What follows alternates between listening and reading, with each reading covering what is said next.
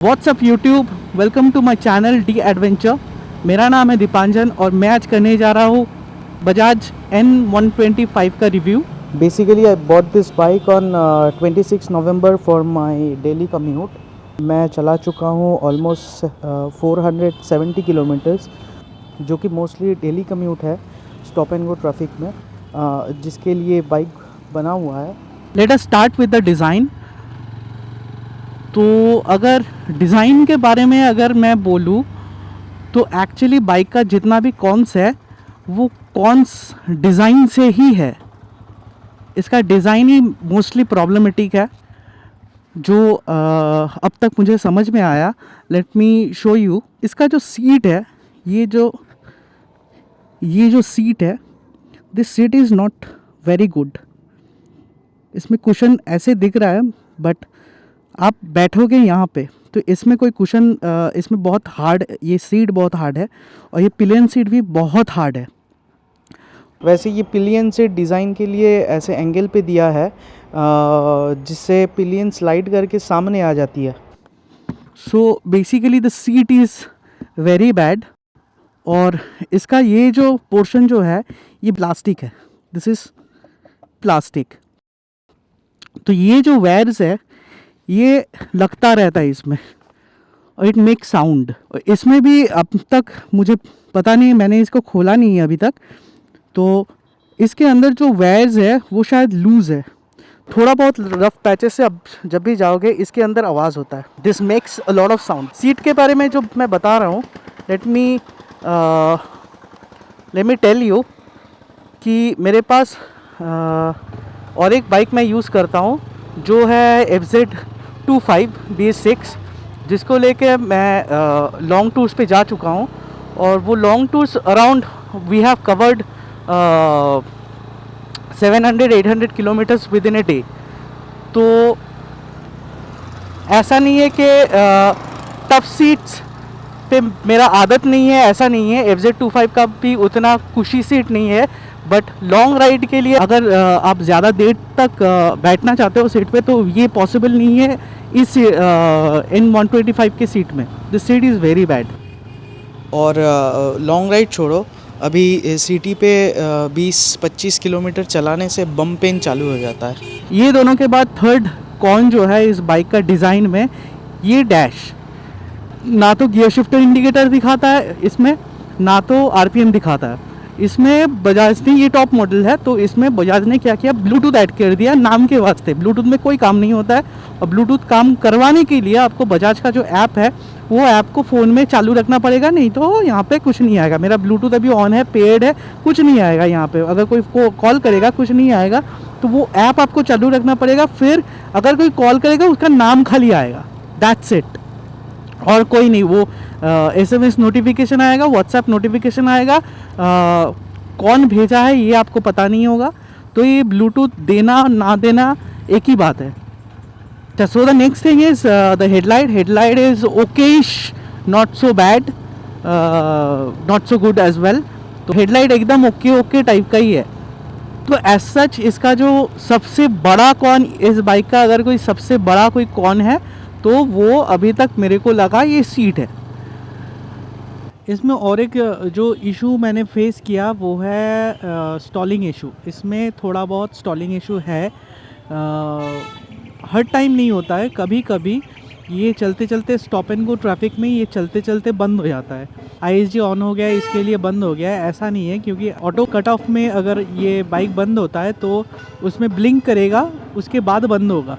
But जब stall करता है तब ऊपर का जो भी टेल लाइट है वो सब बंद हो जाता है। मैं एक्चुअली जो फ्रीडम ओनर्स जो भी है, फ्रीडम 125 का जो भी ओनर्स है, एक दो ओनर से मैंने बात किया तो वो लोग मुझे बताया कि ये इशू उन्होंने भी फेस किया था, तो वो फर्स्ट सर्विस में सॉल्व हो गया। अभी पता नहीं फर्स्ट सर्विस में ये सॉल्व होगा कि नहीं, तो उसका अपडेट भी मैं दे दूंगा अगर सॉल्व हो जाता है तो। Rest of the bike is pretty good. इसका हैंडलिंग, इसका पिकअप बहुत अच्छा है। अगर आप माइलेज सेंट्रिक बाइक चाहिए आपको, this is a very good mileage centric bike, that I can tell you. अभी तक फर्स्ट सर्विस इसका हुआ नहीं है। ये अभी तक मुझे माइलेज दे रहा है अराउंड अराउंड 58 to 62। मैं tank to tank mileage check कर रहा हूँ इसको। अभी मैं tank to tank mileage check कर रहा हूँ। जो यहाँ पे मुझे रीडिंग जो मिल रहा है उसमें हमको दिखा रहा है ये 58 to 62 मुझे माइलेज मिल रहा है। Since this is a new bike I am not pushing it. मैं टॉप स्पीड रन अभी नहीं कर रहा हूँ तो उसका माइलेज मैं नहीं बता सकता। तो engine performance is very good. आप अगर स्टॉप एंड गो ट्रैफिक में अगर जा रहे हो तो इसका हैंडलिंग बहुत अच्छा है। See the turning radius is very low, जहाँ कहीं भी टर्न कर सकते हो। नेक्स्ट थिंग इज़ इसका जो ISG मोटर है ये बजाज का नहीं है, ये बजाज का नया टेक्नोलॉजी है। वैसे स्कूटर वूटर में और कुछ कुछ बाइक में ये हीरो के कुछ बाइक्स में पहले से था। अभी बजाज ने ये ISG नया लॉन्च किया है। तो इसमें ये काम कैसे करता है मैं दिखाता हूँ। एक तो ये साइलेंट स्टार्ट है, कोई एक बार ये बटन प्रेस करो स्टार्ट हो जाएगा, वो मैं दिखा रहा हूँ। अभी इसमें क्या होता है, अगर आप चल रहे हो तो ये A आएगा, कुछ देर चलने के बाद ये A आएगा। तो अगर सोच लो आपके ये यहाँ पे अगर सोच लो मैं सिग्नल पे रुका हुआ हूँ तो यहाँ ऐसे रोकना है, put it into the neutral.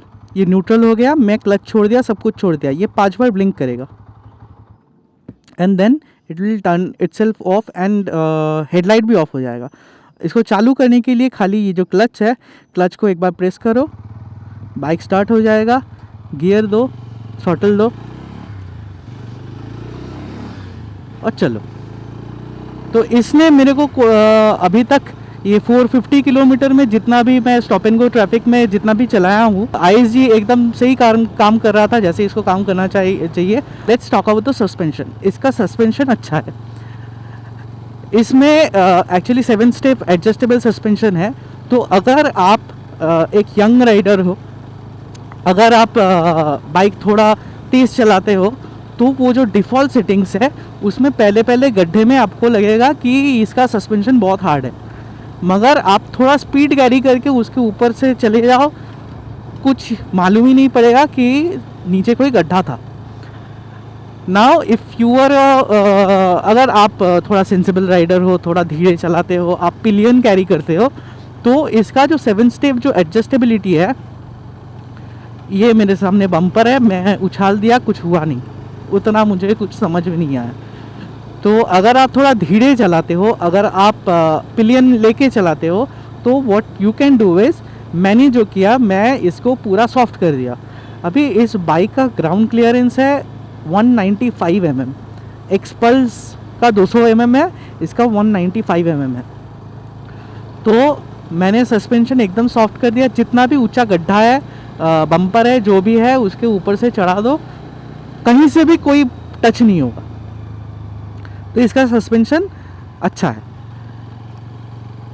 यहाँ पे जितना भी बैड पैचेस है मुझे उतना समझ में नहीं आ रहा है कि ये ग्लाइड हो रहा है, ऊपर से एकदम ग्लाइड ही हो रहा है। तो suspension is pretty good in my opinion. आप डेली कम्यूट के लिए इसको 100% आप ले सकते हो, क्योंकि this bike is very light, it is flickable. मतलब ट्रैफिक के बीच से आप ऐसे ही निकाल सकते हो, कोई दिक्कत नहीं होगा। एक्चुअली 125R से अगर मैं कंपेयर करूँ तो 7-8 kg लाइट है ये इन 125। क्लच बहुत लाइट है, जो obviously stop and go traffic में क्लच बार बार प्रेस करना पड़ता है, तो light clutch is an advantage. और इसका गियर बॉक्स बहुत ही स्मूथ है, 125R से तो कई गुना स्मूथ है। अगर आप इन 125 लेने जा रहे हो तो आई वुड सजेस्ट कि आप बेस मॉडल ले लो, टॉप मॉडल ना लो, क्योंकि टॉप मॉडल और बेस मॉडल में ज़्यादा कुछ डिफरेंस है नहीं। एक है ब्लूटूथ जो बेकार है, छोड़ दो।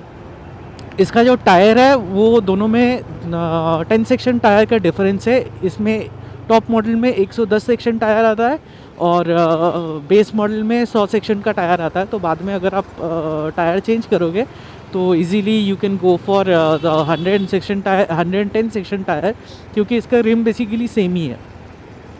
डिफरेंस दोनों में मुझे एक ही लगता है, वो है इसमें ISG है और उसमें नॉर्मल स्टार्टर मोटर है। ISG में माइलेज का कितना डिफरेंस निकल के आता है वो अभी मुझे पता नहीं, but I will be doing that test.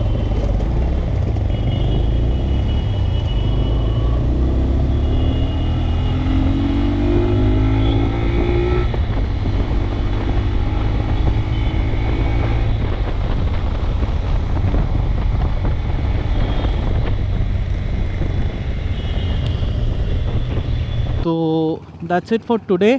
I hope you like the video. अगर अच्छा लगे तो लाइक करना, सब्सक्राइब करना और कमेंट में अगर कोई भी क्वेश्चन हो तो कमेंट में पूछना, मैं ज़रूर आंसर करूँगा। So see you in the next video.